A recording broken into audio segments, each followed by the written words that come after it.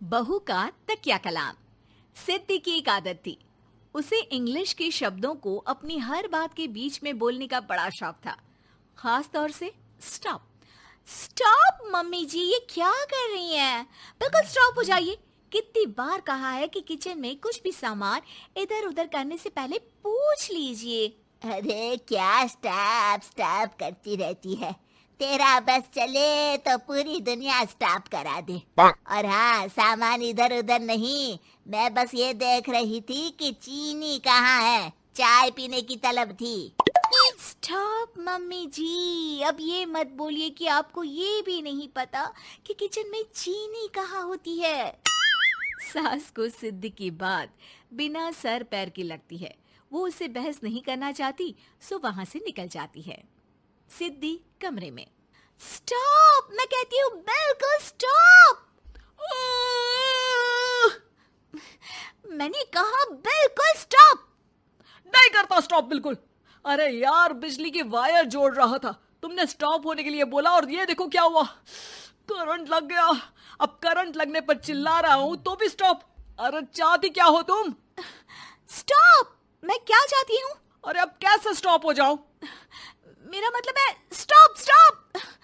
सिद्धि फिर चली जाती है सब्जी वाले के पास। भैया, वो बैंगन किलो और आलू 5 किलो। Stop stop. काफी देर होने के बाद भी सिद्धि को उसका सामान नहीं मिलता।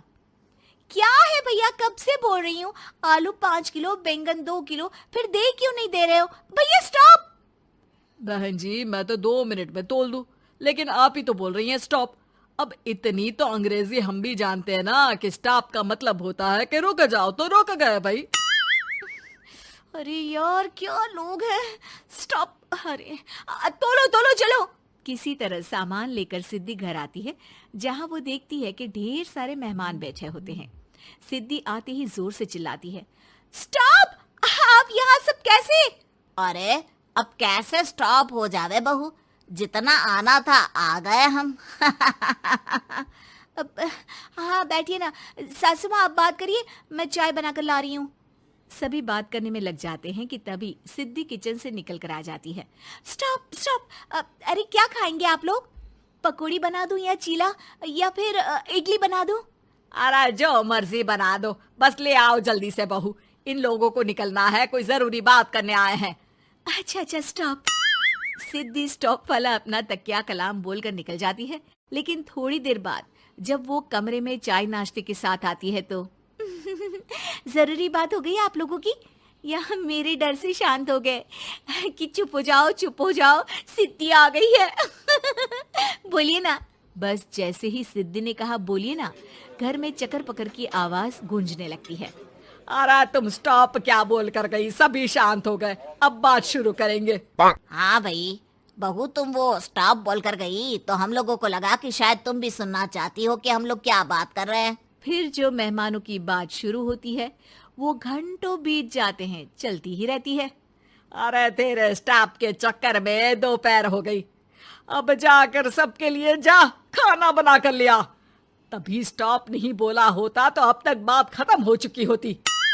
बेचारी सिद्धि करती भी क्या, खुद के स्टॉप बोलने की आदत से खुद ही परेशानी मोल लेती है।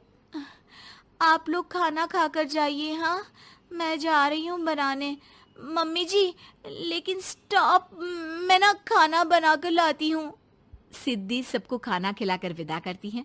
पूरी तरह से थक चुकी सिद्धि शाम को पार्क में वॉक करने जाती है।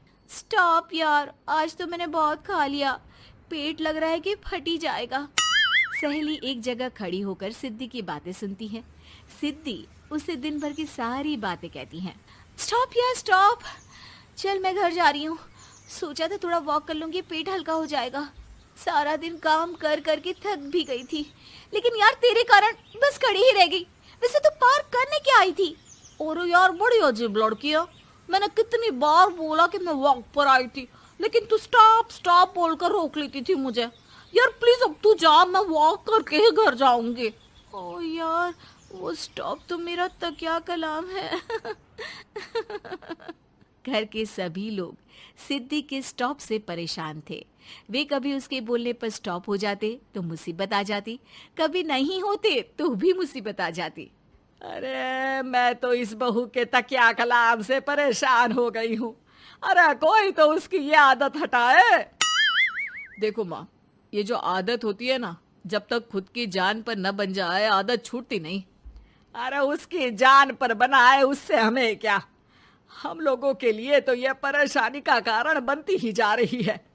उधर सिद्धि खुद सोचती है, अरे यार, पहले बाजार से देर, फिर दिन का सारा खाना, और फिर पार्क में मैं टहल भी नहीं पाई। क्या करूं? इस तकिया कलाम के कारण मैं खुद ही परेशानी झेल लेती हूँ। एक काम करती हूँ, आज से सोच समझ कर बोला करूंगी। बहू स्कूटी उठाती है और निकल जाती है, लेकिन जैसे ही वो बीच चौक पर पहुंचती है, स्कूटी फिसल जाती है और वो नीचे गिर जाती है। हाय रे, कोई तो बचाओ, किसने टक्कर मार दी मुझे? कितना दर्द हो रहा है, कोई तो डॉक्टर के पास लेकर चलो। स्टॉप। बस जैसे ही बहू स्टॉप बोलती है, सारे वहीं रुक जाते हैं। बड़ी घमंडी औरत है, एक तो हम बचा रहे हैं, ऊपर से देखो स्टॉप बोल रही है। स्टॉप, कोई नहीं है क्या इस पूरे शहर में? बहू अपने तकिया कलाम की रट लगा कर रखती है। स्टॉप, कोई है? कोई स्टॉप?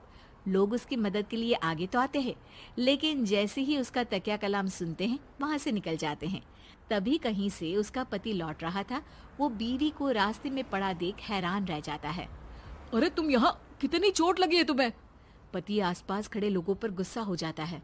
आप लोगों को दिखाई नहीं दे रहा कि मेरी बीवी को चोट लगी है? कोई भी नहीं है जो उसे उठाकर बिठा सके? अरे भाई साहब, कोई क्या मदद करे इस महिला की? और इतनी घमंडी है, जब भी इन्हें उठाने की कोशिश करो स्टॉप स्टॉप बोल देती है। स्टॉप! ये क्या बोल रहे हैं आप लोग? मैं पिछले आधे घंटे से दर्द सह रही हूँ। स्टॉप! पति समझ जाता है कि मामला क्या है। वो सर पर हाथ रख लेता है, लेकिन जल्दी ही बीवी को डॉक्टर के पास ले जाता है। ओह, इन्हें तो बहुत ज्यादा चोट लगी है। आप लोगों ने इन्हें लाने में कुछ ज्यादा ही देर कर दी है। रुकिए, मैं चेक करता हूँ। डॉक्टर जैसे ही बहू के पास पहुँचता है। हाँ तो मैम, कहाँ चोट लगी है आपको? यहाँ? स्टॉप! डॉक्टर देखते देखते अचानक रुक जाता है। अब भी स्टॉप? अरे नहीं नहीं डॉक्टर साहब, अब तो सपने में भी स्टॉप नहीं बोलूंगी।